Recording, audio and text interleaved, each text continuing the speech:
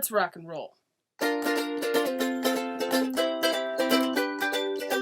the love of improv, improv. For the love of improv, improv. Woo! For the love of improv. Oh my goodness, this is improv. We just love it. Hello and welcome to the 5th episode of For the Love of Improv, where we talk everything improv. I'm Jessie Wicks. And I'm Katie Welsh. And today we are here with the amazing Aurora Boles, who helped found the Reno Improv here in Reno. She's been doing improv for, what is it, Katie, 8 years now? And she started at a place called Empire, which is now in Bakersfield, California, but it got its start here in Reno, and that's where she got her start. She kind of went through all the Reno scenes, and welcome. Thank you. Thank Aurora. you for having me. Yeah. Okay, so before we get started with talking with Aurora, we just like to do a little disclaimer. We are by no means experts in improv. We just love to talk about improv. We love to do improv. We love to wrap ourselves around like a blanket with improv. We just like to roll in the hay as if it were improv. I don't know. This is not going well. Anyways, but yeah, so we're not like experts, but we do like to invite people that have more experience usually than we do and talk to them and pick their brain and see what their experience is with improv. It really is kind of a selfish endeavor of ours to have an outlet to learn as much as we can. And so whether you're experienced or inexperienced in improv, we invite you along to learn from all these really interesting people like Aurora. Today from the show, I can promise you'll get a few things. You're going to get some history. You're going to get some special concepts and Aurora's different views on it.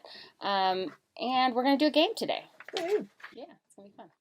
All right. So, Aurora, to get started with all of our guests, we ask a silly question and then we ask a question that we ask everybody.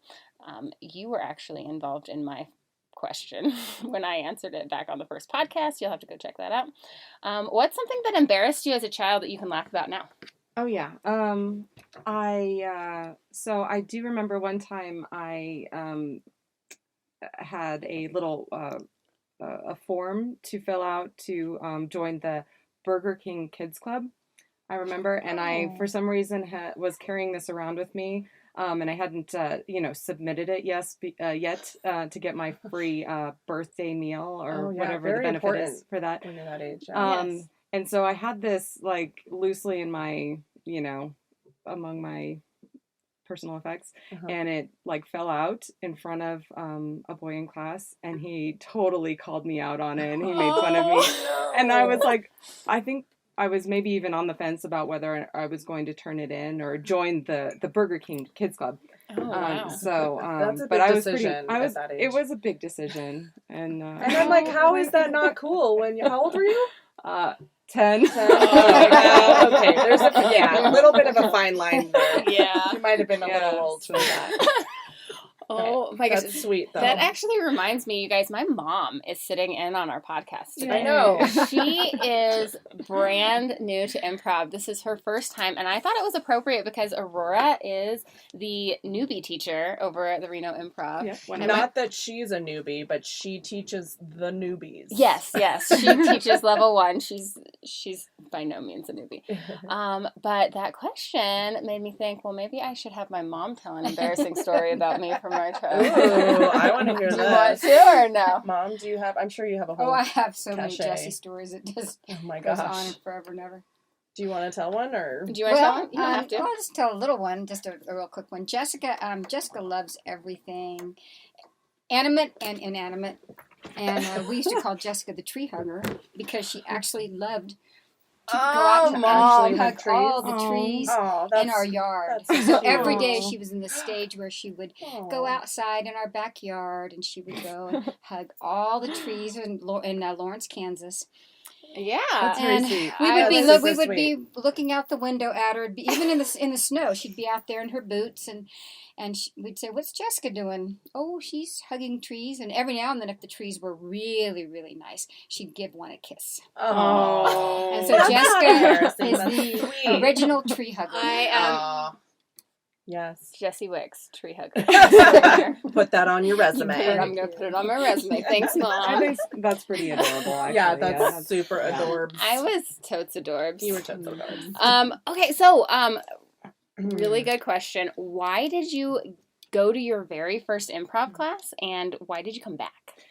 Yeah, so I have always had a lot of social anxiety, and I've always had a lot of fear connected to public speaking. And I've been going to Toastmasters for a while, and I thought that was pretty helpful. But then I'd gone to see Sarah Silverman, and I thought, you know what, I want to get into comedy. And so I looked up improv classes, and I found one. There was a drop-in class happening right away. So I went and I checked it out, and I just fell in love immediately. Like, I just had so much fun, and it was just what I was looking for. That's so cool. Did you ever end up doing stand-up comedy? I took a stand-up class and did a set for the class, and then we have our monthly open mic, and I did at Reno Improv. At Reno Improv, yeah. The one that's happening tonight, which is October 18th. It is happening tonight, yeah. So I did a couple sets there when we were first starting out, but it's been filling up pretty fast, so I haven't really wanted to take someone else's spot lately. What was it? Can you be more specific about, like, what was there something in particular that really made you fall in love with improv, or was it just?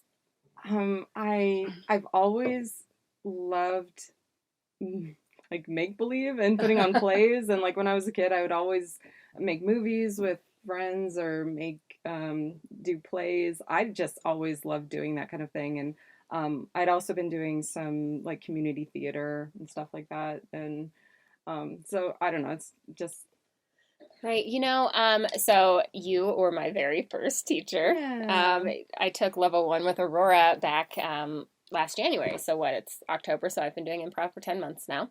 And I think what I remember specifically about taking your class, Aurora, was the very first day, everybody went around the room and said why they were there. And I would say at least half of the class, maybe more, said something to do with the social anxiety. Mm-hmm. And by the end of that class with you guys, there was not one hint of anyone that had anxieties. Mm-hmm. We were jumping into games. Yeah. I think the warmups that you did really helped me to kind of, that's where I fell in love too, is like we're doing these warm-up games, and by the end of these games, we feel like we really know each other and we've made connections with the players, and everything kind of goes out the window. And one thing that personally helped me, and I know I've said it before on the podcast, but it's this whole concept of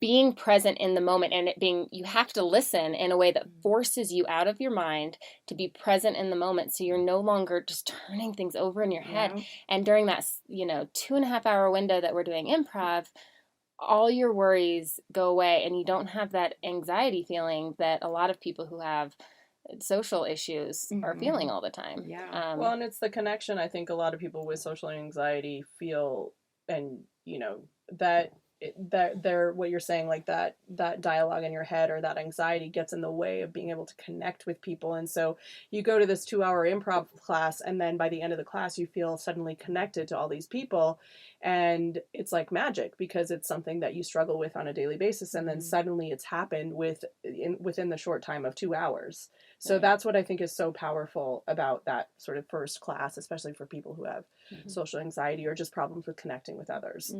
Absolutely. Yeah. Good. So our topic today is short form improv, and we chose this because Aurora teaches short form improv.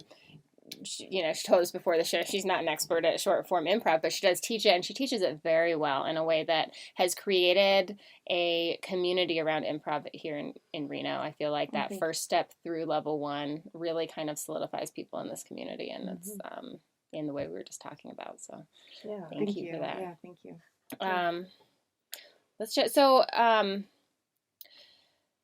at Reno Improv, can you kind of go through the process of why you guys decided to start your classes, your beginner classes, in short form?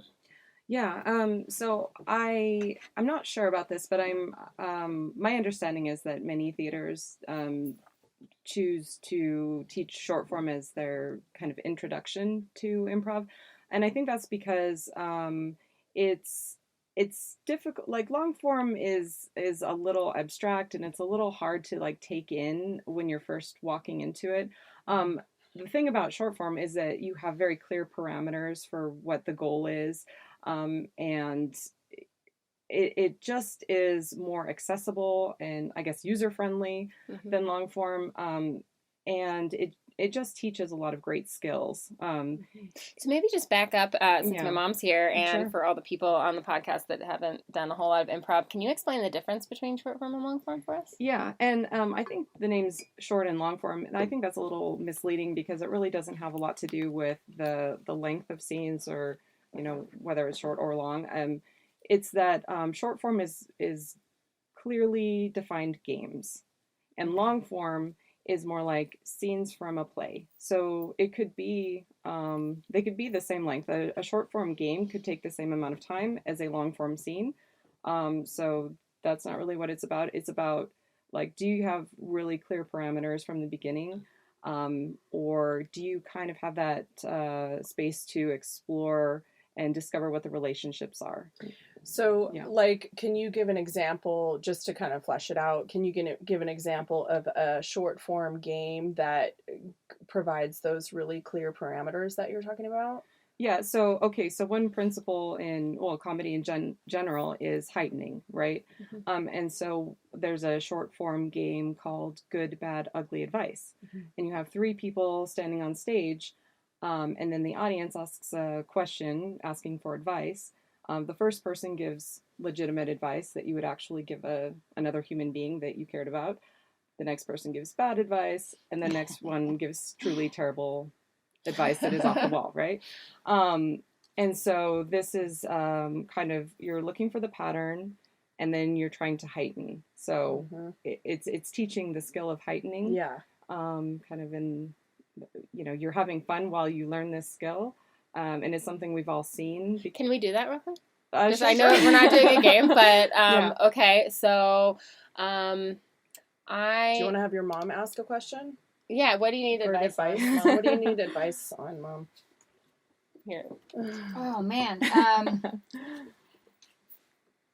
What would be some good advice on how to have a comfortable plane ride with just having a little bit of room underneath and not overpacking, so you have a big old giant backpack and just how are you so comfortable? Good advice on being more comfortable in a plane. Yep. I That's a would great say, question. Mom, just pack a little bit lighter for your carry-on. Go ahead and check your big bag and pack lighter for your carry-on so you have more leg room under the seat.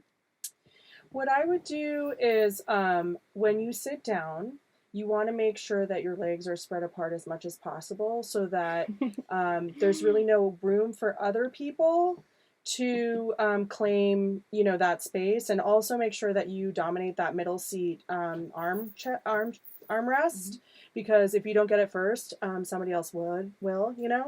So, and then just turn up that volume too on, whatever you're listening, so that people will kind of want to scoot over so you get the most space possible. That's what I would say. Very good. Yeah, and so you know that if you lie down in the aisle, you can stretch out as much as you want. So that's what I would say. Just go ahead. That's awesome. I'm going to hide it one more, and I said, just don't wear deodorant.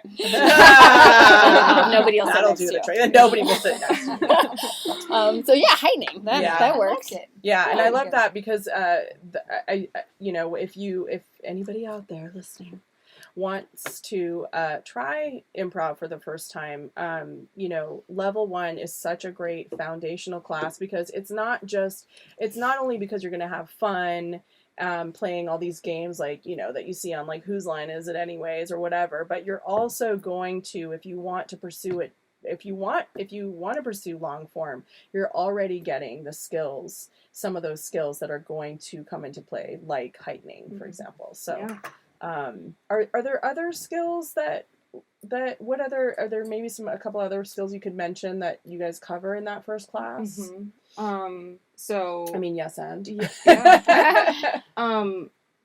So I think no matter what, good object work is very effective and helpful. So what is object work? Can you explain that? Yeah, so that's basically, so in improv, the only actual so for the most part, there are exceptions, but for the most part, the only items we bring on stage are the chairs. Mm-hmm. So it's us and the chairs. So everything else is mimed. Mm-hmm. And the more dedicated you are and realistic you are with your object work, just the more, what's the word? It's more it's authentic, a more immersive more real. experience. Yeah. Okay. People can kind of forget that they are just that you're miming. That they can actually really good object work is just it's incredible. It's incredible. Yeah. It is magical, and it really transforms it into like lets your imagination take. Right. I've seen some scenes that have been mostly object work, very little actual dialogue. And honestly, a lot of them have been with Aurora. I think another guy we had on, Justin Kavanaugh, is particularly good at this, where you're doing so much action that it's almost setting the scene like, okay, this is a very passive aggressive scene, or these people are really excited, you know, and you know, kind of you can throw looks at each other that say stuff that you can't really say in words, you know. And I just have to confess right now, because I'm terrible at object work. I don't think when I first started that we had a week. I think you guys were still developing that curriculum when you first. So we did. I think maybe one day we did it. Yeah. But anyways, but I need to spend more time on just doing it myself. But I am the worst at like the two things: the gun. You know, where you have your forefinger and your thumb, like that is, you get really criticized if you do that on stage in improv. So that is not really, so that's not how you hold a gun, right? It's like you hold it with all of your hand. Like the way you would hold a real gun. Yeah. And then the phone, where you do this, like, for those of you from Hawaii, the shaka, the hang loose. And then that's not how you hold a phone. That's, right? You hold it like, you know, like, again, like you're using your whole hand. So that's... I always say that object work for me is like rubbing my belly and patting my head. I can't do them at the same time. Oh, so true. So I'll be like pretending I'm folding clothes or like whatever. But as soon as I start talking with somebody, I stop doing my mind, and then as soon as I'm not talking anymore, I'll like start doing it again. I'm like, no, I got to be able to do both at the same time, but I can't get my brain to switch into that. So true. And the thing is, like, you probably do it all the time. Like when you might be washing dishes and having a conversation with your husband, you're doing this in real life all the time. So if there's a way to kind of imagine it that way, it might be helpful. Are there short form games that would help with your object work? Let's see. I think a lot of the guessing games are great places to practice object work, because you're giving clues to the person, like party quirks, for example. You're giving a lot of clues, not just with your the words that you say, but with your body language and the way you interact with the environment. For those of you that don't know, party quirks, you probably have seen it on Whose Line Is It Anyway? It's where people come in and you're guessing what their character is, and they're given predetermined characteristics, and then there's one person that doesn't know what this person is, so it'd be like an aggravated priest or something like that, and they'd have to guess the emotion and the role that you're playing. So we're talking about kind of some basic foundational rules of improv, but I think and we were talking about this before we came on air, so I think too what I really loved about that first level of improv was learning kind of what it means to get out of the way of myself, and not, I mean, we touched on a little bit with social anxiety, but like, kind of letting go of your ego a little bit and trusting those that you're playing with and not feeling so self-conscious. So can you talk a little bit about that? Because Aurora was also my first improv. She and Robert, they were both my first improv teachers. And I thought that you guys did such a great job of just creating this safe space for people to feel less inhibited and being able to just play and be in the moment. So can you expound on that? Yeah, and I think so. It's part of the culture that we want to create overall, is having this place, and basically it's a collaborative art form. So it just does not work at all if we don't trust each other and if we don't feel comfortable being vulnerable in front of each other. If any of that breaks down, this just doesn't work at all. And being self-conscious, it is a block to connecting with other people.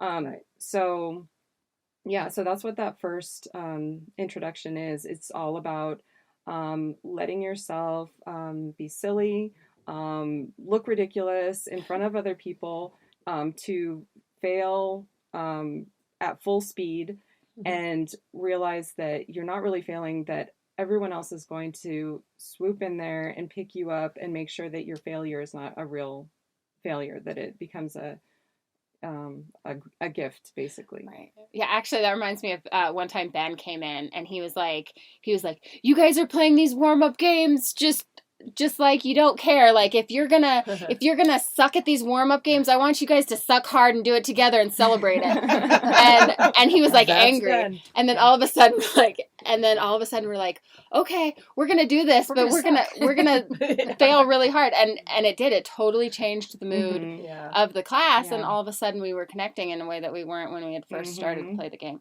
Yeah, and I always love talking about that game, which kind of for me was a huge sort of epiphany or release. I don't know what to call it, but where it's and I don't remember what it's called. It's the proud failure. The proud failure, where you just go around the circle and you say, okay, what did you do that you weren't so proud of today, and everybody shares, like, oh, I tripped in front of a bunch of people, and then everybody like uproariously like claps and applauds for your horrible failure. And it's like, it's not a big deal. And plus, humanizing. And plus it's like outside of your head too, which is nice. It makes it tangible, and you can kind of just like throw it away. I don't know. Yeah, because those are the things that kind of for whatever reason eat us away and make us hate ourselves really unnecessarily. And once you hear other people sharing those same kind of mistakes, I guess, it really does make you relax and feel like you're part of the group and you're accepted. Are there any other games like that you do to kind of break that ice with people, or like what else do you guys do? Or is it just kind of like an overall? I think all of the warm-ups are kind of designed to help you get out of your head, stop. They're kind of like encouraging you to, and I think your mom said, drop your inhibitions. And I think that is a really great way to think of it, to kind of, in a way, submit to this thing that's kind of, I don't know, that sounds like, submit to this thing that's greater than you, that's bigger than you. That sounds weird, but just sort of allow yourself to be in this group mind, but in a safe place. To be vulnerable. Yeah, to be vulnerable. And I think like pass the sound is the quintessential. It's like you didn't cause the sound. Like one person is the originator of the sound, but then it just belongs to the group. So it goes and it morphs and it goes around the circle. And you're not responsible for having created it. So you don't have that weight of responsibility of, I did this silly thing and now I feel bad about it. You're just passing it along. Right. And the next person is validating you by taking exactly what you did and passing it to the next person. Right. So that to me is just like the essence of what improv is. Yeah, absolutely. It's beautiful. And I think it's really easy to start talking about short form in terms of like beginners, but it really is kind of an art in itself, right? So there's people who, like the Comedy Collective I know here in town, who's amazing. We'll put them in the show notes again. Yeah, they're performing, I think, on November 1st at the Pioneer Underground, so you guys should check them out for sure. Right, yeah. They do short form as a very put together piece, and they're really, really good at it. And over the years, you can tell that they've got these games down, and it's a really interesting show because it really involves the audience a lot more. Yeah. And you can tell these people are professionals, and it's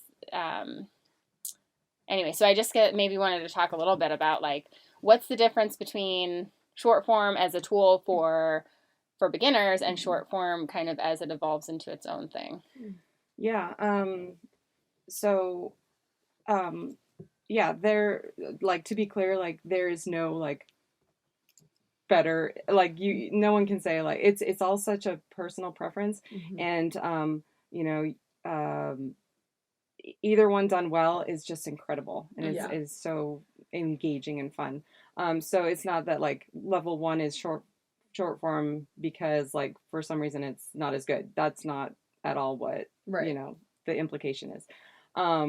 But yeah, it does teach a lot of foundational tools that either can be amazing on their own as a complete short form show, or can be used to kind of teach just general improv principles that apply and go into your long form improv.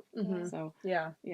And would you say, I mean, this just kind of reminded me because we're talking about the collective, you know, that short form improv group that performs at Pioneer Underground, like what, like, because what they do is they have a lot of audience participation, which I think is interesting because we don't do really any of that, like on a very minimal level. We ask for suggestions from our audience, but we don't bring people up to the stage. And I think in a lot of improv where they do short form shows, it's almost expected that that's going to happen, and actually the audience goes there going, oh, I'm going to sit in the front row because I want to volunteer and be upstage on stage and stuff. So I mean, I've seen just incredible short form improv, and I think the thing about it is that either way, the thing that makes it amazing is that that you're a good actor. You still need to be a good actor either way, and you need to be very committed to your character. So if you're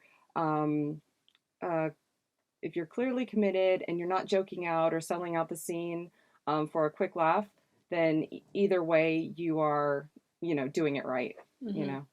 Yeah. And I mean, I don't know what you think about, because I think, you know, you said joking out, which some people might not understand exactly what that means. So like, I mean, you guys can, you know, chime in here, but like usually, and stand-up comedians usually, like when they start doing improv, people are like, oh no, they're a stand-up comedian, oh god, because lots of times stand-up comedians, it's always about the punchline, right? They're always trying to come up with the funny. And improv, like Aurora earlier said, it's a team sport, so it's not about you and your brilliant, clever little line that you're trying to come up with.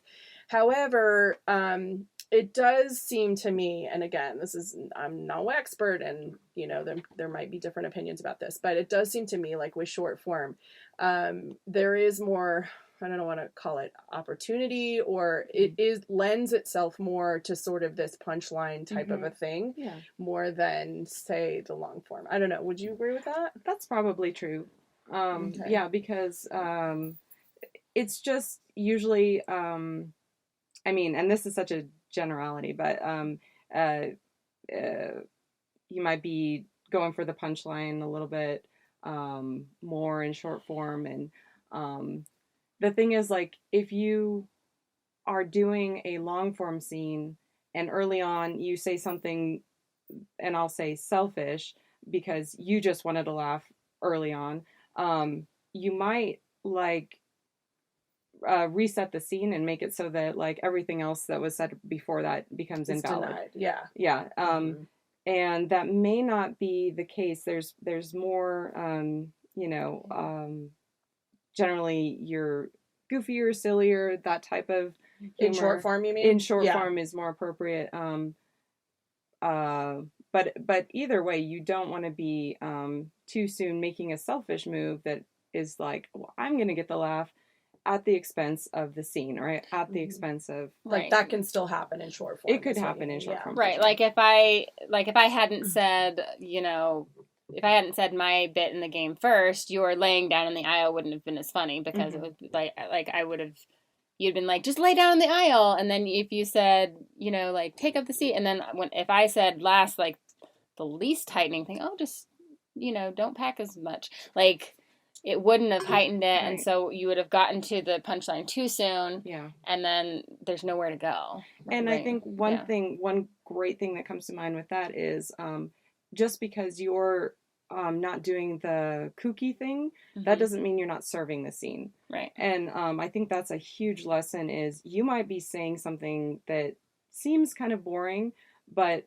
without it, the rest of it doesn't make sense, or it's not, Right. you know. Right. It doesn't have like a lead up to whatever. What's that one game where like there's two normals and a crazy person? Mm-hmm. I call it oddball. Oddball, yeah. Yeah.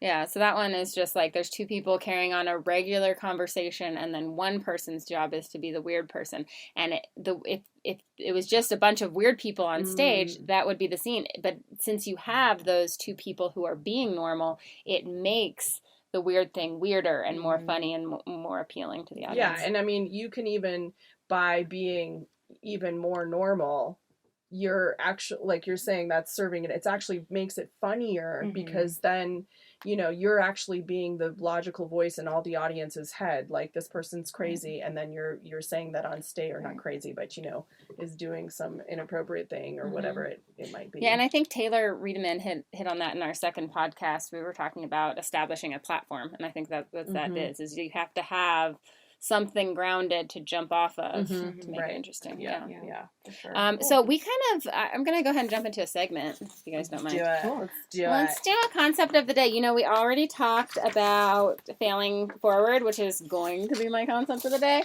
So I'm going to ask you a question about something random you guys were talking about before the show, because I don't know what it is. I have no clue, so this is, you know, I'm taking a chance here. All right. What the hell is organic transformation? Oh, yeah. We were talking about that. It's amazing. Please explain. Aurora. Yeah. So I love organic transformations. Not sounds like everybody some sort of does. Say orgasmic something. transformation. I know. No, that's something else. I mean, but I feel those like, are great as well. Yeah, I feel like, Those Yeah. are great. we could do a tantric sex workshop, improv workshop. I don't know. I'm not going to lead it, but I'll participate. So organic transformations are they're you basically it starts with a group making maybe a sound, a gesture. There's some kind of movement and sound happening, and everyone is just paying attention to what everyone else is doing, and just adopting other people's behaviors and activities and gestures and movements. And it's a real group mind, hive mind sort of activity that it might go on for 5 minutes. And basically you kind of end up in a flow state where you're just, it feels very primal. It can be scenic. I was mentioning some Herald teams use that as an opener. And so that would be a little more audience friendly organic So what do you mean by transformation. scenic? So that might mean that one that comes to mind is so we might all be in an operating room, and we together, like you might be a doctor or you might be a patient, and someone else is the operating table. Like, so the people make the room, and then that turns into, let's see, somehow it turns into a library. Oh, okay. And these are all like objects and That's people. the transformation. So it into transforms something else. naturally into something else.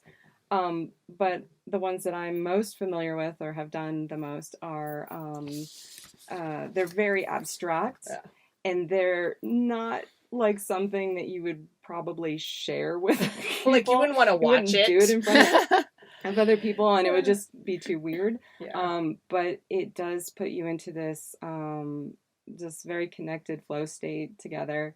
And we often do it to warm up with sensitive people ahead of the show. We'll just do a quick 3 to 5 minute organic transformation. And I didn't know that's what that was, but it's one of my favorite things you guys do.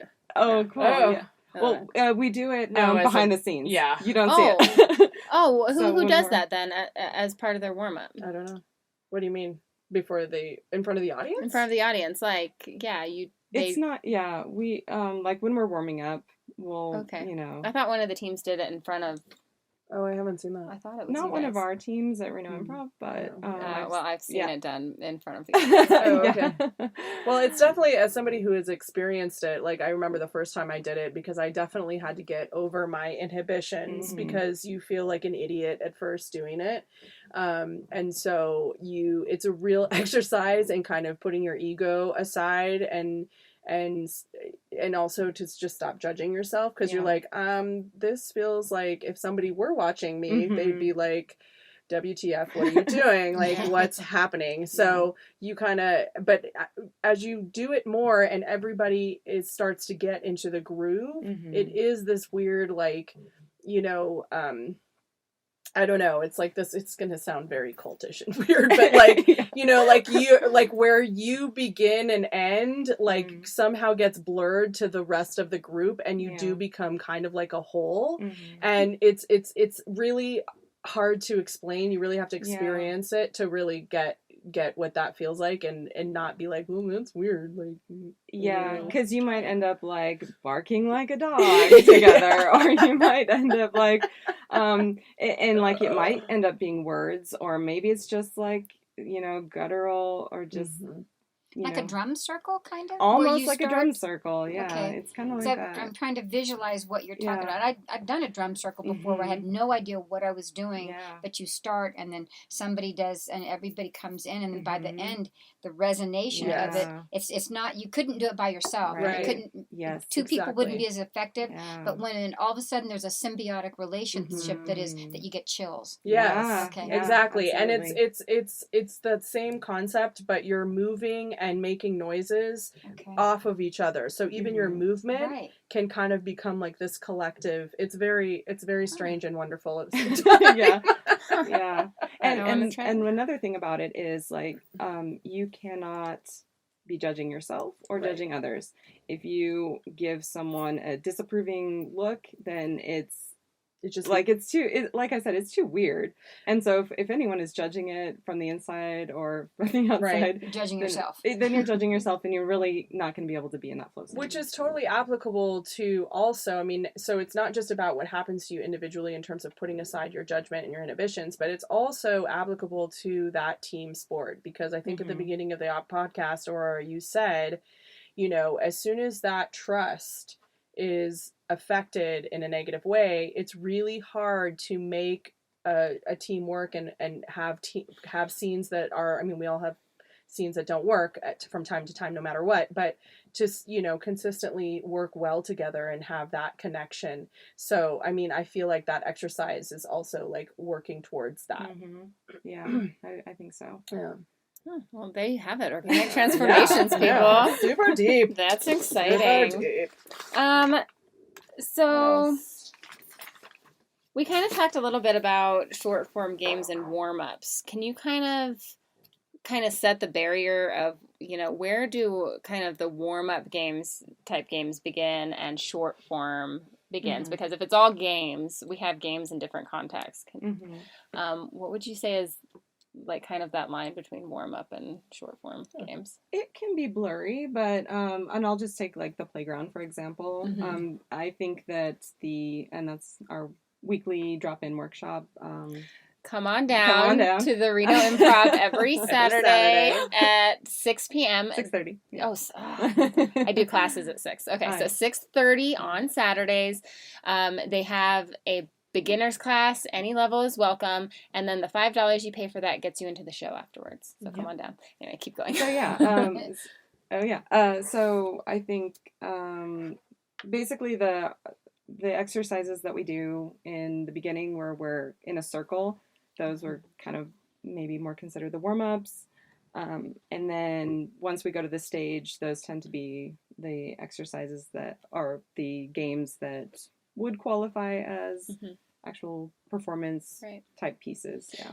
So stuff like Pass the Sound and Zip Zap Zop and stuff like that would be more warm-up games, where we were talking about doing Good, Bad, Ugly and Yes and. Those are more short form. And then they can kind of be, if you can do it in a circle, it's pretty much. Well, and I feel like, you know, a lot of those warm-up games, and you can correct me if I'm wrong, oh guru master of level 1, but a lot of my experience has been a lot of those warm-up games that I learned in level 1. I mean, you do them for the rest of, you know, you move on to level to, etc. And then maybe even if you get into a team, you adopt, like you were just saying, you guys do organic transformation as a warm-up with your team, sensitive people. And those also are all, I mean, everything in improv is pretty much instructive in some way, shape, or form. So those ones like Zip Zap Zop, it's not just a silly game, even though it kind of is, but it's about listening. It's about focusing on each other. It's about connecting with each other before you're about to go on stage, so that you're kind of in that, right? Yeah. Yeah, some of the advanced people, I'm talking to you here. I've known a few advanced people that hate to do warm-ups and they want to skip the warm-ups. This is stupid. This is dumb. But for me, and I've only been doing this a year now, but for me, it is so crucial because I'm coming in with the weight of the world from my day. I'm thinking about work. I'm thinking about clients, what other people want from me. And I kind of need just like freaking zipping and zapping and zopping for a while to get me out of my head. And the Perfigliano game. Zoom Shorts, Zoom Schwartz, if you know what that is. That's just like you have to pay attention to, like you can't Zoom a Schwartz or whatever. And there's certain ways, so you have to really pay attention to get it right. And that's an opportunity to fail. But it's also like, okay, if you're not paying attention and you're in your head, you can't, like zip, zap, zap, you can kind of, okay, zip, zap, zap, it's all in order. But like people, you know, you have to respond a certain way to different things and it forces you out of your head. And I think I really need that. Sometimes, like, we've done it for like 10 minutes at a time. And it's just like, oh, okay, now I feel ready to play. Yeah, totally. Yeah. I think it's important. I really like warm-ups and I like that transition from the outside world into you know, into the improv sanctuary. Yes, improv sanctuary. Oh my god. It's like, is there such a thing as improv yoga? Yeah. Probably. Should we like, if there's goat yoga, there's improv yoga. Right. Just saying. Oh my goodness. Yeah, cool. So are we ready for our history segment? Yeah, let's jump into the history segment. All right, cool. So we've talked a lot about short form, but I kind of wanted to, because Aurora, even though she teaches short form and she does it very well and she's done that for a really long time, she's mostly a long form performer. Wouldn't you say that about yourself? Yeah. So I really also wanted to talk a little bit about long form with you. And so I thought that this excerpt that I'm going to read from Improv Nation by Sam Lawson, this is where I get all my history right now about improv. So this is basically about sort of how long form improv was born or introduced. And so in this book, they're talking about kind of some of the iconic first iconic improv players coming into the scene, like Belushi and Bill Murray and Martin Short, and all those people started coming in, and then coming into contact with someone who's in the improv world very famous, named Del Close. And Del, first of all, let's see, I'm gonna just read from the book, basically. So he's basically talking about how these guys were just starting to learn from him, and so I'm just gonna read. Here we go. Story time.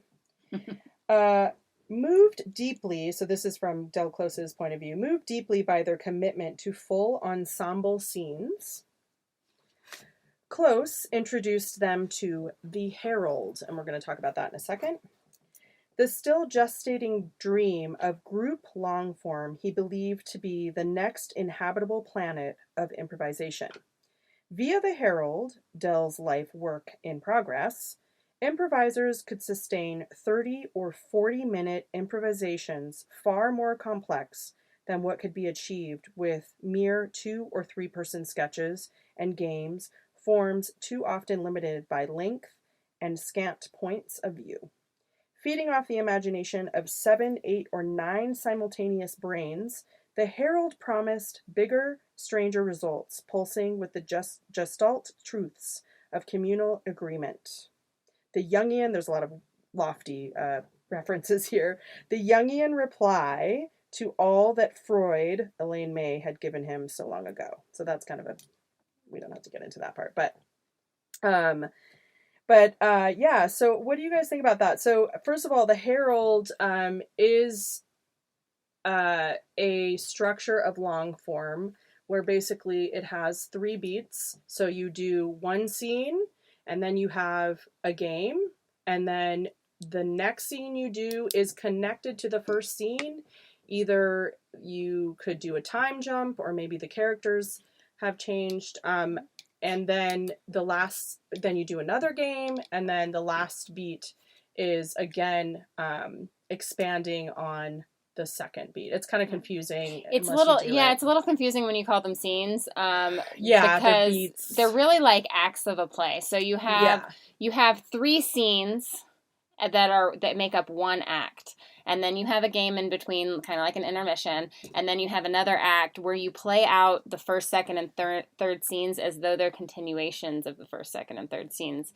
They can be totally unrelated, or they can be related, but you do that 3 times with games in between. And what's interesting is that you mentioned this, because you are doing short form in a herald, but just kind of in the intermission game part. Yeah, so there's games, they're just not structured. So whereas, if you're familiar with Whose Line Is It Anyway, they do, like they have like the prop game or whatever. So that's already like everybody knows how that goes. Whereas in the Herald, a game is simply a pattern, really, wouldn't you say? It's just recognizing a pattern, and then as a group trying to agree on that pattern and then show that to the audience. But yeah, and so I just, I don't know, what do you guys think about that? I mean, basically from the point of view of Del Close, he was so sort of blown away by was that, here's this form that you could be doing for 30 to 40 minutes long, and the complexity of it is what was kind of amazing about it. I don't know. What do you guys think about that in terms of, we don't necessarily have to compare short form to long form, but I think it's an interesting thing to talk about. Short form to long form. Yeah, but we can. Because, we can do whatever we want because it's improv, whatever, nanny, nanny, boo, boo. But yeah, I think it's interesting to talk about sort of the different forms and what is it that you like about long form? Mm-hmm.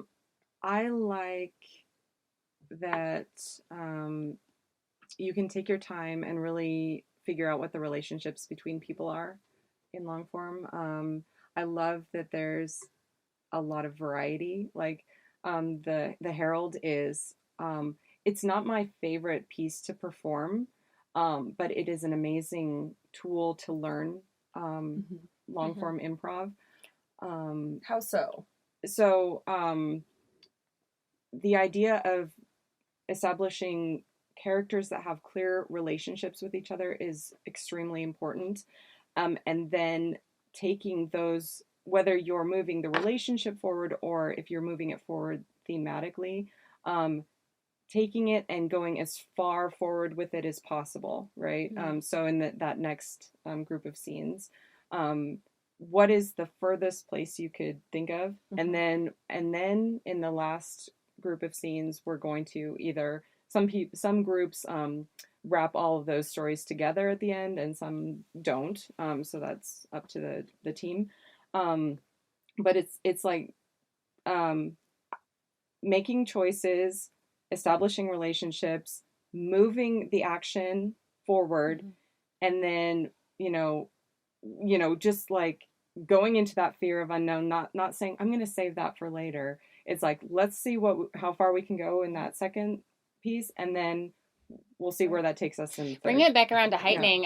Kind of like along the lines of what you're saying is that's the great thing about a Herald. It kind of forces you to heighten in the same way that the game that we played today does. Yeah. Because you have scene 1A, and then you have scene 1B in the second act, and scene 1C, and in each one you're taking a theme, a character relationship, or a time jump, and you're advancing that scene. So by the third act, it's all kind of heightened and culminated, and you're kind of forced into creating those relationships that make those that happen. Whereas in kind of just a one-off scene that you would do in a montage, it might just be gone. Yeah. So if you don't, in those first set of scenes, create characters and a relationship that we care about, then we don't want to see them back again, and it's not going to be. And that's the challenge of the Herald. I think, is that is that you have that pressure in those first scenes to make something happen, because then if you don't, you're like, oh God, I have to somehow carry this horrible scene to, or, you know, make it come alive somehow. But yeah, I think it's a good sort of transition from short form to long form, because in a way it does have that structure to, and that kind of helps you to develop those tools that you'll need in other just, you know, long form things, you know, to, and I think it kind of has those training wheels on there for you to figure that out. But it is quite, at the same time, it's, to me, it can be one of the most challenging forms. Very challenging. Yeah. It's very challenging. And it's actually something that the Reno Improv has been exploring lately. They just started level 4, which is the Herald class. And they have a team that specifically is dedicated to the Herald now. And I'm not sure who told me this, but someone did. But I think it was Jim Belushi, who went right after Dell created it. He did it with, I think, Bill Murray and some other people, and he literally like ran off the stage screaming, "This is better than sex!" And so, like, if you kind of get into it and you're really connected to the people, it can be this, like, if it's done right and you use the tools of improv to make it work, it can be really fun. And I've had a few in the classes. I've had some really extremely fun heralds, but in the beginning, it is hard to get through, and it can be embarrassing at first, because you're like, oh, that I can't bring that character back. Like, that was, I heightened it all the way at the beginning, and now I can't bring it back. So it forces you into these things that, like, you've got to learn to be a good improviser. And if you keep doing heralds, you will get better at improv. Yeah. Or else you'll just fail at doing heralds. The challenge I had, and still have sometimes with the herald, is that it, instead of getting me out of my head, it gets me back in my head, because I'm like, oh my God, what happened? Okay, wait, what am I going to do next? How am I going to hide? Like, I have to, you know, and that's really sort of the unspoken rule that you're not supposed to do that. No, well, so anytime you switch forms, you are going to go through a period of transition where you don't know what's going on, and you kind of maybe regress and start doing kind of beginner mistakes, we'll say. And that's really normal until you kind of, and that's also normal when you start working with a brand new group of people. You don't necessarily you're not gelling necessarily right at first. It takes some time to because you kind of let the fundamentals go out the window, and you're like, it's like, I've never done this before. And it doesn't matter how long you've been doing it. If you are experimenting with a new form or with new people, you can always go through that period of like regression. And moving out of the history segment, let's keep going kind of on this topic. There's this whole idea when you first begin that, you know, there are no rules and that everything goes, anything you say is right. But at the same time, to really be good and become a good improviser, you've got to kind of go through the rules and know them to be able to break them. Right. Yeah. I mean, I know, but like, as a beginner, do you tell them that, or would you tell them like, hey, just don't worry about it right now? I think it's a lot of pressure to put on yourself at first. Like, okay, wait, there will be rules. Like, I think starting out, it's just, it's like, we try not to put too much theory into it or too much philosophy into it. It's just about having fun, being playful, treating each other with kindness, and respecting each other's dignity. Dignity is a word that came up in a recent meeting we had when talking about how to communicate values and expectations in playground and in classes. It's really important that everyone's dignity is respected and that people don't walk away feeling like I've been, demoralized or humiliated in front of the group. That I've been humiliated. Yeah. It should not feel humiliating. Right. You should be allowed to do silly things that make you feel maybe a little ridiculous, but you should not walk away feeling humiliated. Right. For sure. Right. Yeah. Absolutely. Yeah.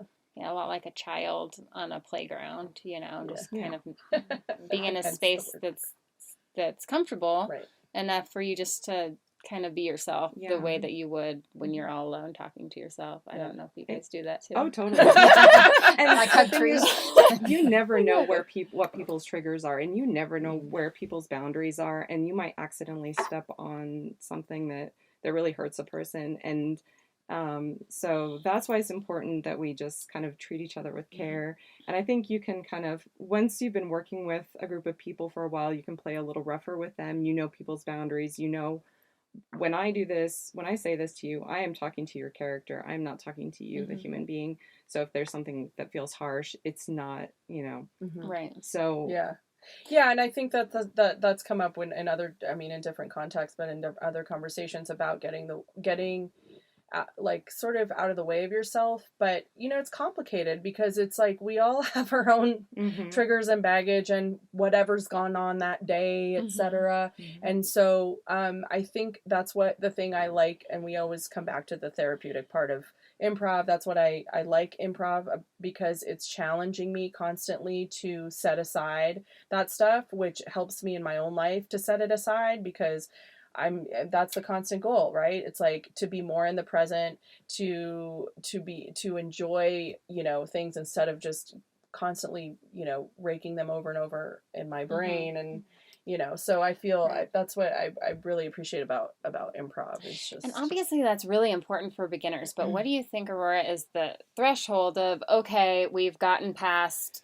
all this, you know, not that we're getting past the respecting each other, but that we're, you know, like we're all comfortable with each other now. Now it's time to get real with each other and, you know, give real honest feedback with each other so that we can get better. You know, I feel like at some point. Yeah. So I would say, for one, it's not generally a good idea for you to give feedback directly to your peers. No, I agree with that. So if feedback needs to happen, that should fall on the coach or the teacher. And if that's not happening, then I think it's best to talk with the leader there, so that you're not, there may be times where it's easier to just say, hey, you know, you might feel comfortable, and it's easy enough to say, hey, I noticed you do this. Could you, you know, but in general, I think it's up to the coach or teacher to protect the safety. And if you're feeling unsafe, then you should definitely speak up, and you should definitely address the question. But giving feedback to your peers is usually not a good idea. And that's why we hire a coach, that's why we have the person at this level, so that it's not people, you know. So you're not hurting relationships amongst your teammates, so they can still have that cohesiveness together. And that's not a rule, but it's just a general guideline that, you know, it's like an etiquette thing. But I would say there's never a point when you get to just stop communicating that, because you could be working together 10 years, 20 years, and something could come up that's an issue, and or a boundary is crossed, or someone is unhappy with something, and that doesn't mean, oh, well, we've just been working together, so we should just take it. You should always have that option to work through problems, and it's never going to go with the communication. Always has to keep happening, no matter how long you've been working together. Yeah, and this is an extracurricular activity. I can't even say that word. How do you say it, Mom? Extracurricular activity. There you go. So everyone here is doing it voluntarily. This is their play. This is their time to get out of their state. Most people, I mean, unless you're maybe in Chicago, you're not getting paid to do improv. You're doing it as a love or for the love of improv. For the love of improv. It's true. So true. And in those spaces, respecting that this is something that people are doing for. Oh my God, how rude, my phone's going off. Gotta drink some water. Drink some water. Just FYI, friends, always set a reminder to drink water so you're hydrated. This is your public service announcement. PSA. For the love of improv. Yeah. But respecting people's space as this is their fun, this is their release, this is their play. Yeah. So I feel ya. We are getting close to the hour mark, so let's start asking some ending questions. Let's see. Aurora, if people wanted to find you and what you're doing, be involved with the Reno Improv or anything else you're doing, what Twitter handles or Instagram or Facebook would they need to look up? So I don't personally do anything totally compelling or fascinating, so you can find me on Facebook or Instagram, but the thing I would probably be leading people to would be the Reno Improv website, Facebook page, or Instagram account. and it's pretty easy to find. Reno Improv on the Googles. You can On the Googles. We will put it in the show notes as well. Yeah, renoimprov.com, Reno Improv page on Facebook or on Instagram. Yeah. Awesome. Let's go into. Oh my gosh, I wrote a question down here, and I read your question. I'm sitting here looking at it, being like, "What was I thinking when I wrote this question?" Oh my gosh, I love it. If final question of the day, and I'm going to ask my mom this If question I was a too. vegetable, what kind of vegetable? If you were an egg, You were an egg. how would you protect yourself? You do not have. Do you have another? We are all eggs, Yeah. really. If I was an Actually, egg, how would I'd get me a condom and I mean, Yeah. No. Protecting not. Oh wow. I We did- went I- a different to a different place. I did I was not. thinking of my own personal Yeah. egg that I don't I want to be. I did not specify what kind of egg. But, Yeah. Thanks, Yeah. Mom. Okay, so condoms. All right, so- Definitely. The sponge. I don't know. Kids, close your ears. Don't have mom on the Survey Yeah. says. I feel like So- we're on Family Feud or something. I don't know if I was supposed to see this ahead of time, but yes, I did see this, and I gave it a little ponder, and and the thing is, like, so an egg is really incapable of protecting itself, right? So it is completely vulnerable and open to the whims of the world, and whether or not its mother or father bird is watching over it, sitting on it properly, keeping predators away. So I think what I will say about that is, so I do, as a human being, spend a lot of time worrying and fretting about things that I can't change, that are out of my control. And the advice I'd give to myself as an egg would be, so you're just out there in the world, and bad things are going to happen to you possibly, and you're vulnerable, but just try to be in the moment and just really experience all that an egg can experience, and try to be as happy as possible. Just be a Zen egg.